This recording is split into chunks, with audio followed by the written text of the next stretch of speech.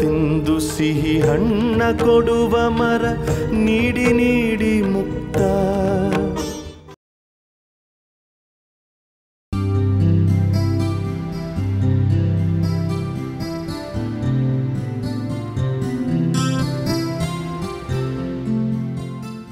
Sir ಈ ಫೈಲ್ಗೆ ನಿಮ್ಗೊಂದು signature ಆಗಬೇಕು.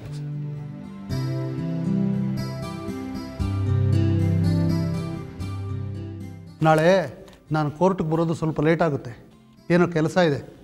ಅಲ್ಲಿ ಹೈಕೋರ್ಟ್ನಲ್ಲಿ 4th ಕೋರ್ಟ್ ಹಾಲಲ್ಲಿ ಒಂದು ರಿಟ್ ಪಿಟಿಷನ್ ಇದೆ. ಆರಾಧ್ಯ ವರ್ಸಸ್ ಪೊಲೀಸ್ ಕಮಿಷನರ್ ಅಂತ ಇದೆಯಲ್ಲಯ್ಯ, ಅದು ಅಕಸ್ಮಾತ್ ಕೂಗಿದ್ರೆ ಪಾಸ್ ಓವರ್ ಮಾಡಿಸು. ನಾಳೆ ನಾನು ಆಮೇಲೆ ಬರ್ತೀನಿ. ನಾಳೆನಾ ಸರ್?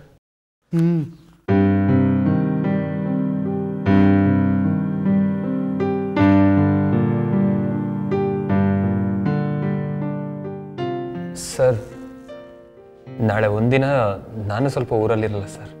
ಎಲ್ಲಿಗೆ ಹೋಗ್ತೀಯಾ? ಮಲ್ಲಿಗೆಪುರಕ್ಕೆ ಸರ್. ಅಲ್ಲೊಂದು ಸ್ವಲ್ಪ ಅರ್ಜೆಂಟ್ ಕೆಲಸ ಇದೆ ಸರ್. ಅಲ್ಲಿಗೆ ಯಾಕಯ್ಯ ಮಲ್ಲಿಗೆಪುರಕ್ಕೆ? ನಮ್ಮೂರು ಅದೇ ಅಲ್ವಾ ಸರ್ ಮುಂಚೆ. ನಮ್ಮ ತಂದೆ ಲಾ ಪ್ರಾಕ್ಟೀಸ್ ಶುರು ಮಾಡೋಕ್ಕೆ ಮುಂಚೆ ಅಲ್ಲೇ ಇದ್ದಿದ್ದು ಸರ್. ನಿಮ್ಮ ತಂದೆ ಇದ್ದರೆ ಅಲ್ಲಿ ಮುಂಚೆ, ಅದಕ್ಕೆ ನಿನಗೇನು ಹೋಗೋದಕ್ಕೆ ಅರ್ಜೆಂಟು? ಅಲ್ಲಿ ಮುಕುಂದೇಗೌಡರು ಈ ಸರ್ತಿ ಕ್ಯಾಂಡಿಡೇಟು ಸರ್ ಎಲೆಕ್ಷನ್ಗೆ. ನಾಳೆ ಅವ್ರ ಊರಲ್ಲಿ ಅದಕ್ಕೋಸ್ಕರ ಒಂದು ಪೂಜೆ ಇಟ್ಕೊಂಡಿದ್ದಾರೆ. ಮೊನ್ನೆ ಶಿವಕೃಷ್ಣ ದೇಸಾಯಿ ಸರ್ ಮನೇಲಿ ಸಿಕ್ಕಿದ್ರು ಸರ್. ನನಗೂ ಬಾ ಅಂತ ಹೇಳಿದ್ದಾರೆ. ಏನಯ್ಯ ಪುಡಾರಿ ಕೆಲಸ ನಿಂದು? ಒಂದಲ್ಲ ಒಂದು ಪುಡಾರಿ ಕೆಲಸ ಮಾಡ್ತಲೇ ಇರ್ತಿಲ್ಲಯ್ಯ. ಅಲ್ಲ, ಮುಕುಂದೇಗೌಡರು ಎಲೆಕ್ಷನ್ಗೆ ನಿಂತರೆ ನೀನು ಯಾಕೆ ಹೋಗಬೇಕು ಪೂಜೆಗೆ? ಸರ್ ನಾನು ಮುಕುಂದೇಗೌಡರು ಪರವಾಗಿ ಒಂದು 4 ಜನಕ್ಕೆ ಹೇಳಿದ್ರೆ ಅವ್ರಿಗೆ ಹೆಲ್ಪ್ ಆಗುತ್ತೆ ಅಂತ ಮುಕುಂದೇಗೌಡರು ಫೀಲ್ ಮಾಡ್ತಿದ್ದಾರೆ ಸರ್. ಓಹೋ, ನೀನು ಯಾವ ದೊಡ್ಡ ಮನುಷ್ಯನಯ್ಯ 4 ಜನಕ್ಕೆ ಹೇಳಿದ್ರೆ ಅವ್ರು ಓಟ್ ಕೊಡೋದಕ್ಕೆ? ನೀನೇನು ಮಹಾ ದೊಡ್ಡ ಪ್ರೆಸಿಡೆಂಟ್ ಆಫ್ ಅದ್ಯಾವುದು ಮಲ್ಲಿಗೆಪುರ ನೋಡು ನೀನು. ಆಹಾ, ದೊಡ್ಡ ಮನುಷ್ಯ. ಏನೋ ನನ್ನ ಮೇಲೆ ನಂಬಿಕೆ ಸರ್ ಅವ್ರಿಗೆ. ನೋಡಪ್ಪ ಪಾಂಡು, ಒಂದು ಮಾತು ಹೇಳ್ತೀನಿ. ನೀನು ಇಲ್ಲ ಲಾಯರ್ ಆಗು, ಇಲ್ಲ ಪುಡಾರಿ ಆಗು, ಫುಲ್ ಟೈಮ್. ಇದನ್ನು ಮಾಡ್ತೀನಿ ಅದನ್ನು ಮಾಡ್ತೀನಿ ಅಂತ 2 ಕುದುರೆ ಮೇಲೆ ಸವಾರಿ ಮಾಡೋದು ಕಲಿಬೇಡಿ, ನನಗೆ ತೊಂದರೆ ಆಗುತ್ತೆ. ನೋಡು, ನಾಳೆ ನನಗೇನು ಕೆಲಸ ಇದೆ, ನಾನು ಹೋಗ್ಬೇಕಯ್ಯ ಅಂದರೆ ನೀನು ಅದ್ಯಾರ್ದೋ ಎಲೆಕ್ಷನ್ ಪೂಜೆ ಮಾಡಿಸೋದಕ್ಕೆ ನೀನು ಮಲ್ಲಿಗೆಪುರಕ್ಕೆ ಹೋಗ್ಬೇಕಂತೆ. ಏನು ರಾಜಕೀಯ ಇದು ಹುಚ್ಚಯ್ಯ ನಿಮಗೆಲ್ಲ?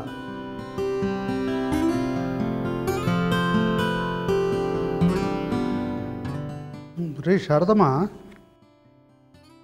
ನೋಡಿ ಆ 4th ಅಡಿಷನಲ್ ಸಿವಿಲ್ ಕೋರ್ಟಲ್ಲಿ ಲಾಸ್ಟ್ ವೀಕು ಆ ರಾಧಾದೇವಿ ಇವ್ರ ಕೇಸ್ ಜಡ್ಜ್ಮೆಂಟ್ ಬಂತಲ್ರಿ, ಅದರದ್ದು ಕಾಪಿ ಅಪ್ಲಿಕೇಶನ್ ಹಾಕಿ ಅಂತ ಹೇಳಿದ್ದಲ್ಲ, ಹಾಕಿದ್ರೆ ಅದನ್ನೇ? ಹಾಕಿದೆ ಸರ್, ಬೆಳಿಗ್ಗೆ ಹಾಕಿದೆ, ಸಾಯಂಕಾಲ ಕಾಪಿ ಸಿಕ್ಕೇ ಬಿಡ್ತು ಸರ್. ಕಾಪಿನೂ ಸಿಕ್ಬಿಡ್ತಾ? Very good I sir. Thank you sir.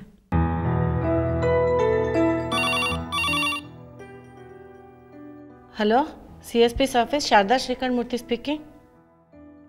ಅಯ್ಯೋ, ನಿಮಗೆ 100 ವರ್ಷ ಆಯ್ತು ಸರ್. ಯಾರು ಇದು? ಮುಕುಂದೇಗೌಡರು ಸರ್. ಹಲೋ, ಹಾಂ ಮುಕುಂದೇಗೌಡ್ರೆ, ನಮಸ್ಕಾರ. ಆಮೇಲೆ ಎಲೆಕ್ಷನ್ ಬಂತು. ಹಾಂ ಹೌದು, ನಿಮ್ಮ ಎದುರು ಪಾರ್ಟಿ ಬೆಟ್ಟಸ್ವಾಮಿ ಅನ್ನೋರಿಗೆ 4 ವರ್ಷದಿಂದ ಕನ್ವಿಕ್ಷನ್ ಆಗಿತ್ತು. ಹಾಂ, ಕನ್ವಿಕ್ಷನ್ ಆದರೂ ಎಲೆಕ್ಷನ್ಗೆ ನಿಲ್ಲೋ ಹಾಗಿಲ್ಲ. ಹೌದು ನೋಡಿ, ಅವರು ಕನ್ವಿಕ್ಷನ್ ಆಗಿದ್ದ ಆರ್ಡರ್ ಕಾಪಿ ತೊಗೊಂಡು ಎಲೆಕ್ಷನ್ ಆಫೀಸರ್ ಮುಂದೆ ಹಾಕಿ ಅವ್ರನ್ನ ಡಿಸ್ಕ್ವಾಲಿಫೈ ಮಾಡ್ತಾರೆ. ಅವರ ಎಲೆಕ್ಷನ್ ಅರ್ಜಿನ ವಜಾ ಮಾಡ್ತಾರೆ. ಕಾಪಿನಾ? ಕಾಪಿನಾ ಅಂತಂದು ಕೊಡೋಕ್ಕಾಗಲ್ರಿ. 4 ವರ್ಷದ ಹಿಂದೆ, ಅದು ನಾನು ಹೇಮಗಿರಿಲಿದ್ದಾಗ ಆಗಿದ್ದ ಕೇಸ್ ಅದು. ನಮ್ಮ ಪಾಂಡುಗೆ ಒಂದು ಸ್ವಲ್ಪ ದುಡ್ಡು ಕೊಡಿ, ಹೋಗ್ಬಿಟ್ಟು ಹೇಮಗಿರಿ ಹೋಗಿ ತೊಗೊಂಡು ಬಂದು ಕೊಡ್ತಾನೆ. ಅದನ್ನು ಎಲೆಕ್ಷನ್ ಆಫೀಸರ್ ಮುಂದೆ ಹಾಕಿ. ಓಕೆ. ಆಮೇಲೆ ನೀವು ನಾಳೆ ಚುನಾವಣೆಗೆ ಪೂರ್ವಭಾವಿಯಾಗಿ ನಿಮ್ಮೂರಲ್ಲಿ ಪೂಜೆ ಮಾಡಿಸ್ತಾ ಇದ್ದೀರಂತೆ ದೇವಸ್ಥಾನದಲ್ಲಿ? ಹಾಂ, ಗುಡ್. ಅದು ಸರಿ, ಅದಕ್ಕೆ ನಮ್ಮ ಪಾಂಡುನ ಇನ್ವೈಟ್ ಮಾಡಿದ್ದೀರಂತಲ್ಲ, ಬಾ ಅಂತ. ಅವನು ಬಂದರೆ ಸಹಾಯ ಆಗುತ್ತೆ ನಿಮಗೆ ಚುನಾವಣೆಯಲ್ಲಿ ಅಂತ. ಅಲ್ಲ, ಪಾಂಡು ಅಲ್ಲಿಗೆ ಬಂದರೆ ನನಗೆ ಡಿಸ್ಟರ್ಬ್ ಆಗೋದಿಲ್ವಾ ನನ್ನ ಕೋರ್ಟ್ ಕೆಲಸಕ್ಕೆ? ಏನು ಮುಕುಂದೇಗೌಡ್ರೆ, ನೀವು ರಾಜಕಾರಣಿಗಳಿಗೆ ನಿಮ್ಗೆ ಸ್ವಲ್ಪ ಸೂಕ್ಷ್ಮನೇ ಇರೋದಿಲ್ವಲ್ಲ? ಅವನು ಯಾಕೆ ಬೇಕು ಹೇಳಿ? ಅವನ್ನ ಯಾಕೆ ಪುಡಾರಿ ಮಾಡ್ತೀರಿ? ಅವನ್ನ ಯಾಕೆ ಇನ್ವೈಟ್ ಮಾಡಿದ್ರಿ? ನೀವು ಇನ್ವೈಟ್ ಮಾಡಲಿಲ್ವಾ? ಮತ್ತೆ ಓ ಪಾಂಡುಂದಿನ?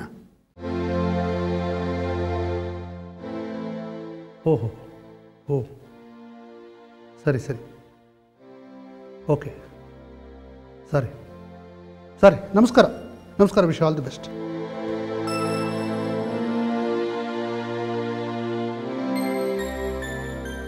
ನೋಡ್ರಿ ಶಾರದಮ್ಮ, ಈ ಪಾಂಡು ಎಂಥ ಕೆಲಸ ಮಾಡ್ತಾನೆ ಏನು ಸರ್, ಏನಾಯ್ತು? ನೋಡ್ರಿ, ಈ ಪಾಂಡು ಮುಕುಂದೇಗೌಡರು ಚುನಾವಣೆಗೆ ನಿಲ್ತಿದ್ದಾರೆ, ಅದಕ್ಕೆ ಪೂಜೆ ಮಾಡ್ತಿದ್ದಾರೆ, ನಾಳೆ ಮಲ್ಲಿಗೆ ಕಟ್ಟೆಗೆ ಹೋಗಬೇಕು, ಅವ್ರು ಬಾ ಅಂತ ಬಲವಂತ ಮಾಡ್ತಿದ್ದಾರೆ ಅಂದರು. ಈಗ ಮುಕುಂದೇಗೌಡ್ರನ್ನ ಕೇಳಿದ್ರೆ ಇವನೇ ಬಲವಂತ ಮಾಡಿ ಹೋಗ್ತೀನಿ ಅಂತೆ. ಅವ್ರ ಪೊಲಿಟಿಕಲ್ ಸೆಕ್ರೆಟರಿ ಪುರುಷೋತ್ತಮ ಅಂತ ಒಬ್ರು ಇದ್ದಾರಲ್ರಿ, ಅವ್ರ ಮಗಳ ಧಾತ್ರಿ ಅಂತ, ಅವಳು ಗಂಡು ನೋಡ್ತಾ ಇದ್ದೀನಿ ಅಂತ ಹೇಳಿದ್ರಂತೆ ಪುರುಷೋತ್ತಮ. ಶಿವಕೃಷ್ಣ ದೇಸಾಯಿ ಅವ್ರ ಮನೆಯಲ್ಲಿ ಮುಕುಂದೇಗೌಡರು ಇವನು ಎಲ್ಲ ಭೇಟಿಯಾಗಿದ್ದಾಗ ಇವನು ಅದೇ ಕಮ್ಯುನಿಟಿನಂತೆ, ಅದಕ್ಕೆ ಇವನು ಜಾತಕ ಕೊಟ್ಬಿಟ್ಟು ನಾನು ಹುಡುಗಿನ ನೋಡೋಕೆ ಬರಬೇಕು, ಬರ್ತೀನಿ ಸರ್ ನಾಳೆ ಅಂತ ಹೇಳಿದ್ದಾರಂತೆ. ಅಲ್ಲಯ್ಯ, ನೀನು ಹುಡುಗಿನ ನೋಡೋಕೆ ಹೋಗಿದ್ರೆ ನೇರವಾಗಿ ಹೇಳು, ಮುಕುಂದೇಗೌಡರು ಎಲೆಕ್ಷನ್ ಇದೆ, ಅವರು ಬಲವಂತ ಮಾಡ್ತಾ ಇದ್ದಾರೆ, ಅದಕ್ಕೆ ಹೋಗ್ತೀನಿ ಅಂತ ಸುಳ್ಳು ಯಾಕೆ ಹೇಳ್ತೀಯ? ಅಂತೂ ಇದು ಲಾಯರ್ ಆಫೀಸಾಗಿ ಉಳಿದೇ ಇಲ್ಲ ಕಣ್ರಿ. ನನ್ನ ಬಿಟ್ಟು ಇಬ್ಬರಿದ್ದೀರಿ, ನೀವೊಬ್ಬರು, ಆ ಪಾಂಡು ಒಬ್ಬರು. ಈ ಪಾಂಡು ಮದುವೆ ಆಗೋದಕ್ಕೋಸ್ಕರ 1000 ಥರ ನಾಟಕ ಆಡಿಬಿಟ್ಟು ಆಫೀಸ್ ಕೆಲಸ ಎಲ್ಲ ಉಲ್ಟಾ ಮಾಡ್ತಾ ಇರ್ತಾನೆ. ನೀವು ಲಾಯರ್ ಆಫೀಸ್ ಕ್ಲರ್ಕ್ ಕೆಲಸ ಮಾಡ್ರಿ ಅಂದರೆ ನಿಮ್ಮ ಮಗಳಿಗೆ ಎಲೆಕ್ಷನ್ ಅಂತ ಹೇಳಿಬಿಟ್ಟು ಎಲ್ಲರ ಕೈಯಲ್ಲೂ ಪದ್ಯ ಬರ್ಸ್ಕೊಳ್ಳೋಕೆ ಓಡಾಡ್ತಾ ಇರ್ತೀರಿ. ಲಾಯರ್ ಆಫೀಸ್ ಅಲ್ವೇ ಅಲ್ಲ ಇದು, ಪುಡಾರಿಗಳಾಗ್ಬಿಟ್ಟಿದ್ದೀರಿ ಎಲ್ಲರೂ.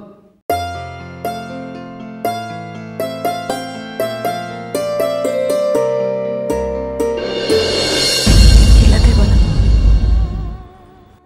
ಈಗ ನನ್ನ ಮನಸ್ಸು ಹೇಳ್ತಿದೆ, ನಾ ಹೋಗೋದಕ್ಕೆಲ್ಲ ಬಂದಿರೋದು.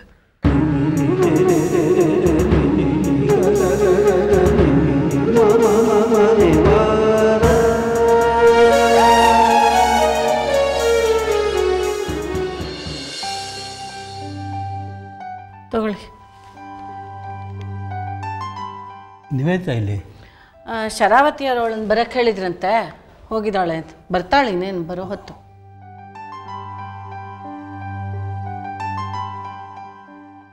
ಓ, ನಿವೇದಿತಾ ಬಂದ್ಲಲ್ಲ.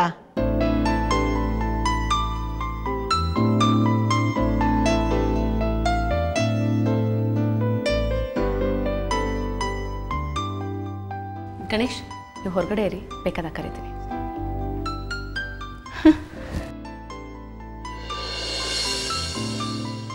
ಇದೇನ ಇದು?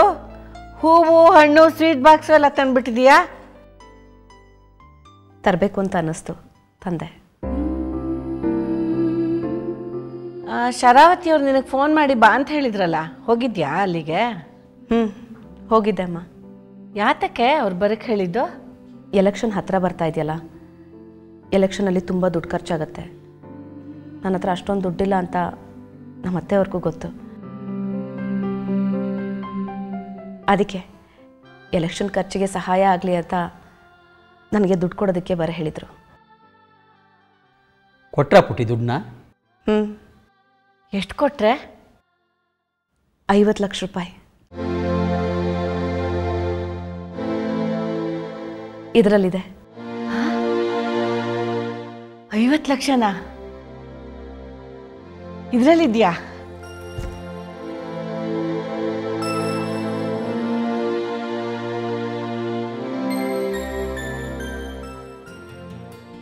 ಎಷ್ಟು ಒಳ್ಳೆ ಮನಸ್ಸೇ ಶರಾವತಿ ಅವ್ರದ್ದು. ಅವ್ರು ನಿಂಗೆ ದುಡ್ಡು ಕೊಟ್ಟು ತುಂಬ ಒಳ್ಳೇದಾಯ್ತು. ಇಲ್ದ ಹೋದ್ರೆ ನೀ ಎಲೆಕ್ಷನ್ ಖರ್ಚಿಗೆ ಎಷ್ಟು ಪರದಾಡಬೇಕಾಗಿತ್ತು. ಅಮ್ಮ, ಈ 50 ಲಕ್ಷ ರೂಪಾಯಿನ ಬೀರುಲಿಡು. ಹಾಂ.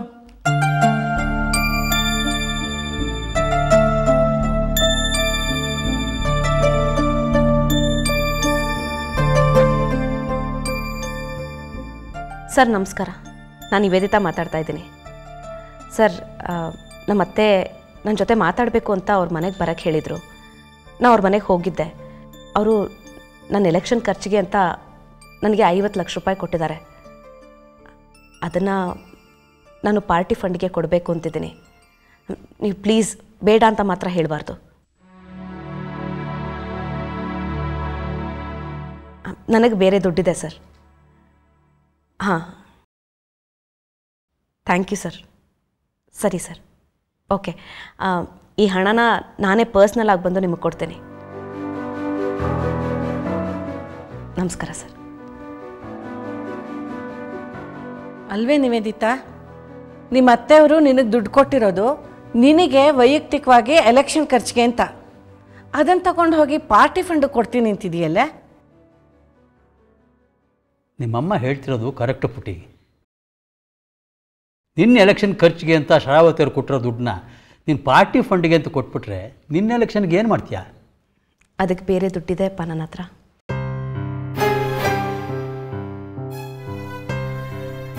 ಬೇರೆ ದುಡ್ಡಿದ್ಯಾ?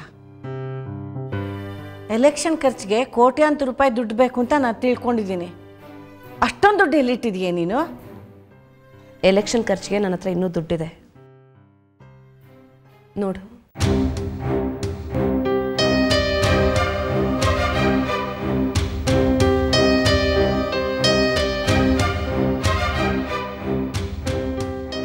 ಏನೇ ಇದು, ಇಷ್ಟೊಂದು ದುಡ್ಡಿದೆ? ಎಷ್ಟಿದೆ ಇದರಲ್ಲಿ? 50 ಲಕ್ಷ.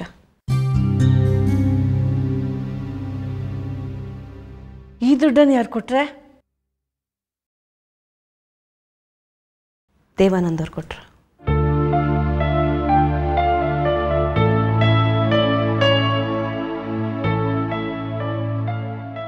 ನಮ್ಮ ದೇವಾನಂದ? ನಿನ್ನ ಗಂಡ ದೇವಾನಂದ್ ಕೊಟ್ರಾ? ಅವರೇ ಕೊಟ್ಟಿದ್ದು. ದೇವಾನಂದ್ ಅವರು ನಿನಗೆ ದುಡ್ಡು ಕೊಟ್ರಾ? ಅದು ಈಗ ನೀನು ಅವರಿಂದ ದೂರ ಆಗ್ತಿರೋವಾಗ. ಶರಾವತಿಯವರು ದೇವಾನಂದ್ಗೆ ಹೇಳಿ ಕೊಡಿಸಿದ್ರ ಅಥವಾ ದೇವಾನಂದ್ ಅವರಾಗೆ ಕೊಟ್ರಾ? ದೇವಾನಂದ್ ಅವರು ಅವರಾಗೆ ಕೊಟ್ಟರು. ನಮ್ಮತ್ತೆ 50 ಲಕ್ಷ ಕೊಟ್ಟ ಮೇಲೆ ದೇವಾನಂದು ನಿನ್ನ ಜೊತೆ ಮಾತಾಡಬೇಕು ಅಂತಿದ್ದಾನೆ, ಮಾತಾಡ್ಸ್ಕೊಂಡು ಹೋಗು ಅಂತ ಹೇಳಿದ್ರು. ನಾನು ಹೋಗಿ ದೇವಾನಂದ್ ಅವ್ರನ್ನ ಮಾತಾಡಿಸ್ದೆ. ಆಗ ಈ 50 ಲಕ್ಷ ರೂಪಾಯಿ ಕೊಟ್ಟರು. ಎಲೆಕ್ಷನ್ ಖರ್ಚಿಗೆ ಬೇಕಾಗತ್ತೆ, ಇಟ್ಕೊಳ್ಳಿ ಅಂತ ಹೇಳಿದ್ರು. ಬೇಡ ಅಂತ ಹೇಳಕ್ಕೆ ಮನಸ್ಸು ಬರಲಿಲ್ಲ. ಅಲ್ಲ ಪುಟ್ಟಿ, ದೇವಾನಂದ ಅವ್ರ ಹತ್ರ ಈಗ ಏನೂ ಆದಾಯ ಇಲ್ಲ, ಅವ್ರ ಹತ್ರ 50 ಲಕ್ಷ ಹೇಗೆ ಬಂತು? ಅಪ್ಪ, ನಾನು ದೇವು ಅವರು ಒಟ್ಟಿಗೆ ಇದ್ದಾಗ ಹಿಂದೆ ಒಂದು ಸೈಟ್ ತೊಗೊಂಡಿದ್ವಿ, ನೆನಪಿದೆಯಾ? ಹಾಂ, ನೆನಪಾಯ್ತು. ಆ ಸೈಟ್ನ ಮಾರಿ ಈ ದುಡ್ಡು ಕೊಡ್ತಿದ್ದೀನಿ ಅಂತ ಹೇಳಿದ್ರು ದೇವು.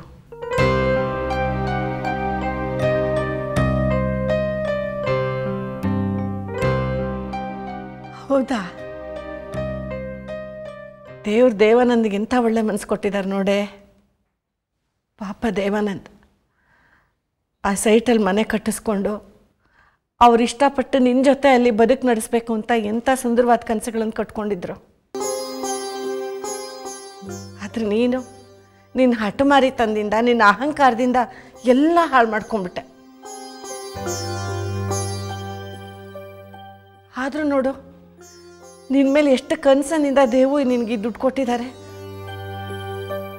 ಈಗಲೂ ನಿನಗನುಕೂಲ ಆಗಲಿ ಅಂತಾನೆ ಆ ಸೈಟ್ ಮಾರಿ ಆ ದುಡ್ಡನ್ನು ನಿನಗೆ ಕೊಟ್ಟಿದ್ದಾರೆ. ಎಂಥ ಒಳ್ಳೆ ಮನುಷ್ಯ ಅವರು. ಅವ್ರು ನೆನೆಸ್ಕೊಂಡ್ರೆ ನಂಗೆ ನಿಜವಾಗ್ಲೂ ಸಂಕಟ ಆಗುತ್ತೆ ಕಡೆ.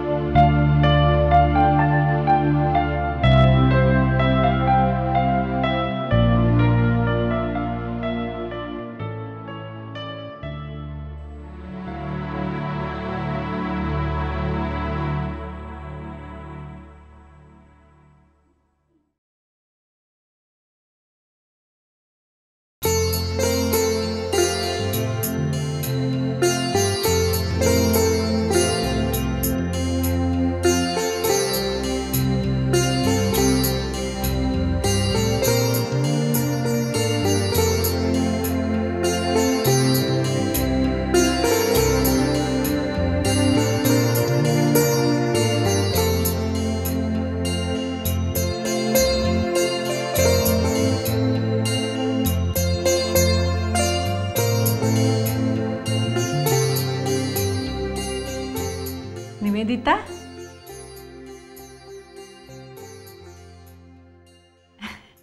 ಇದೇನೆ 1.5 ವರ್ಷದಿಂದ ಈ ಫೋಟೋನ ಬೀರು ಒಳಗಿಟ್ಟಿದ್ದೆ. ಈಗ ಅದನ್ನು ತೆಗೆದು ಇಲ್ಲಿ ನೇತು ಹಾಕ್ತಾ ಇದೆಯಾ?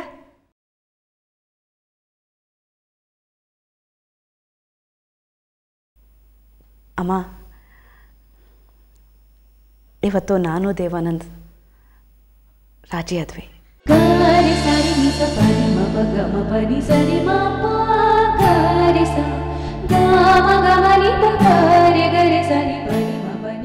ಸತ್ಯ ನಾನು ಹೇಳ್ತಾ ಇರೋದು?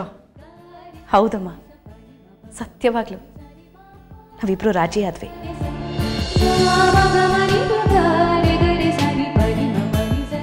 ಅವ್ರು ನನಗೆ 50 ಲಕ್ಷ ಕೊಟ್ಟರು ಅಂತ ನಾನು ರಾಜಿ ಆಗಲಿಲ್ಲ. ನನಗೆ ಪ್ರಾಮಾಣಿಕವಾಗಿ ಫೀಲ್ ಆಯಿತು. ದೇವು ಹತ್ರ ಕೊನೆ ಆಸ್ತಿ ಅಂತ ಇದ್ದಿದ್ದು ಈ ಸೈಟು. ಅದನ್ನು ಮಾರಿ ನನಗೆ 50 ಲಕ್ಷ ಕೊಟ್ರಲ್ಲ, ಅದ್ರ ಹಿಂದೆ ಇದ್ದ ಭಾವನೆ ನನಗೆ ಅರ್ಥ ಆಯಿತು. ಅವ್ರು ನನ್ನ ಬಗ್ಗೆ ಎಷ್ಟು ಪ್ರೀತಿ, ವಿಶ್ವಾಸ, ಕನಸನ್ನು ಇಟ್ಕೊಂಡಿದ್ದಾರೆ ಅಂತ ನನಗೆ ಅರ್ಥ ಆಯ್ತಮ್ಮ. ದೇವನ ನಾನು ಮದುವೆ ಆದಾಗ ಅವ್ರು ಯಾವ ವ್ಯಕ್ತಿತ್ವದವರಾಗಿದ್ರೋ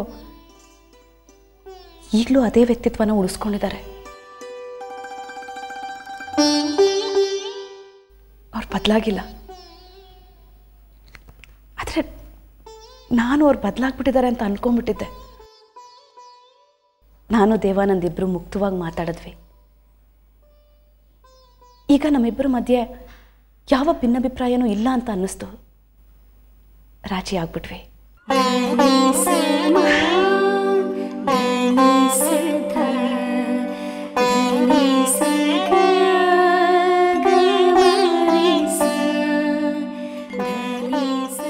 ನಂಗೆ ಈಗಲೂ ನಂಬಕ್ಕಾಗ್ತಿಲ್ಲ ಕಡೆ.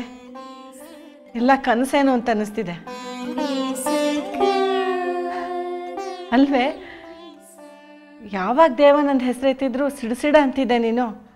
ನಾವು ಎಷ್ಟು ಸತಿ ಹೇಳಿದ್ದೀವಿ ನಿನಗೆ ರಾಜಿ ಮಾಡ್ಕೋ ಅಂತ. ನೀ ನಮ್ಮ ಮಾತು ಕೇಳಲೇ ಇಲ್ಲ. ಈಗ ನೋಡಿದ್ರೆ ನಾವಿಬ್ರು ರಾಜಿ ಆಗಿದ್ದೀವಿ ಅಂತ ಹೇಳ್ತಾ ಇದೀಯಾ? ಹೌದಮ್ಮ, ದೇವು ವಿಚಾರದಲ್ಲಿ ಇಷ್ಟು ದಿನ ನಾನು ತಪ್ಪಾಗಿ ನಡ್ಕೊಂಬಿಟ್ಟೆ. ಈಗ ನನ್ನ ತಪ್ಪಿನ ಅರಿವಾಗಿದೆ. ಪಶ್ಚಾತ್ತಾಪ ಪಡ್ತಾ ಇದ್ದೀನಿ. ಎಲ್ಲರ ವಿರೋಧದ ನಡುವೆ ನಾ ದೇವಾನಂದ್ ಅವ್ರನ್ನ ಇಷ್ಟಪಟ್ಟು ಮದುವೆ ಆಗಿದ್ದೆ. ಅವರು ನನ್ನ ಆತ್ಮದ ಸಂಗಾತಿ. ನಾ ಯಾವತ್ತೂ ದೇವಾನಂದ್ ಅವ್ರನ್ನ ದ್ವೇಷಿಸಿಲ್ಲ. ಕೆಲವು ಅಸಹಾಯಕ ಸಂದರ್ಭಗಳಲ್ಲಿ ದೇವಾನಂದವರು ನನ್ನ ಸಹಾಯಕ ನಿಲ್ಲಿಲ್ಲ ಅಂತ ನಂಗೆ ಅವ್ರ ಮೇಲೆ ಕೋಪ ಇತ್ತು. ಅದು ಸಾತ್ವಿಕ ಕೋಪ ಅಷ್ಟೇ. ಮನಸ್ಸಲ್ಲಿ ದೇವಾನಂದವ್ರ ಬಗ್ಗೆ ಅಪಾರವಾದ ಪ್ರೀತಿ, ಗೌರವ ಇತ್ತು. ಆದರೆ ಅದನ್ನು ವ್ಯಕ್ತಪಡಿಸೋದಕ್ಕೆ ನನ್ನ ಆತ್ಮಗೌರವ ಅಡ್ಡ ಬರ್ತಾ ಇತ್ತು. ದೇವಾನಂದವರು ನನಗೆ ಫಸ್ಟ್ ಟೈಮ್ ಪ್ರಪೋಸ್ ಮಾಡಿದ್ದು ಯಾವತ್ತು ಅಂತ ನಿನಗೆ ಗೊತ್ತಲ್ವಮ್ಮ?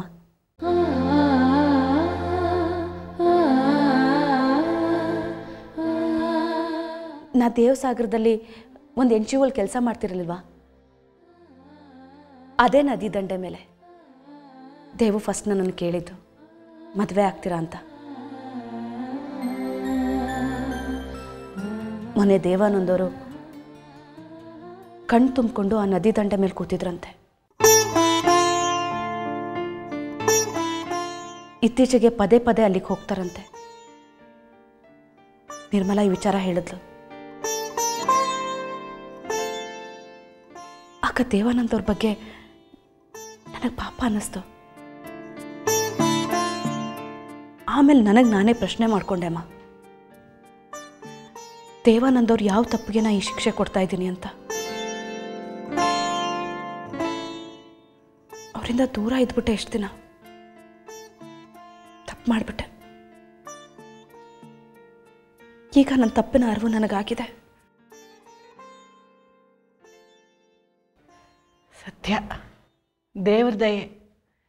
ಈಗಲಾದರೂ ನಿನ್ನ ತಪ್ಪಿನ ಅರಿವು ನಿನಗೆ ಆಯ್ತಲ್ಲ, ಅಷ್ಟು ಸಾಕು. ಪುಟಿ, ದೇವಾನಂದ ಜೊತೆ ರಾಜಿಯಾಗಿ ತುಂಬ ಒಳ್ಳೆ ಕೆಲಸ ಮಾಡಿದೆ. ನನಗಂತೂ ಇದರಿಂದ ತುಂಬ ತುಂಬ ಸಂತೋಷ ಆಗಿದೆ. ನೀನು ದೇವಾನಂದ್ ಬೇರೆ ಆಗಿ 1.5 ವರ್ಷ ಆಯಿತು.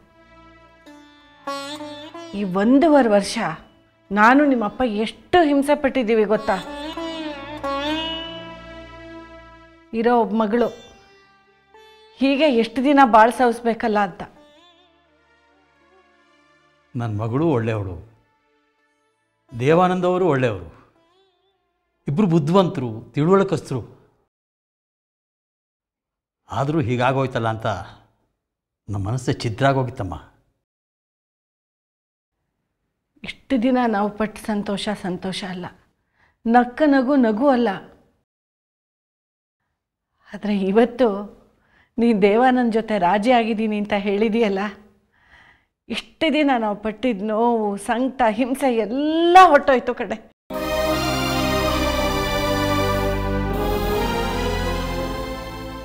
ತುಂಬ ಸಂತೋಷ ಆಗ್ತಿದೆ ಕಂದ. ಇಷ್ಟು ದಿನ ನಿನ್ನ ಬದುಕಲ್ಲಿ ಆವರಿಸಿದ ಕತ್ಲೆನ ದೇವ್ರು ಸರಿಸಿದಾನೆ. ನಿನ್ನ ಬದುಕಿಗೆ ಹೊಸ ಬೆಳಕು ತೋರಿಸಿದಾನೆ. ಹೋಗು ಮರಿ, ದೇವ್ರಿಗೆ ದೀಪ ಹಚ್ಚು, ಎಲ್ಲ ಒಳ್ಳೆಯದಾಗುತ್ತೆ. ಆಯ್ತಮ್ಮ.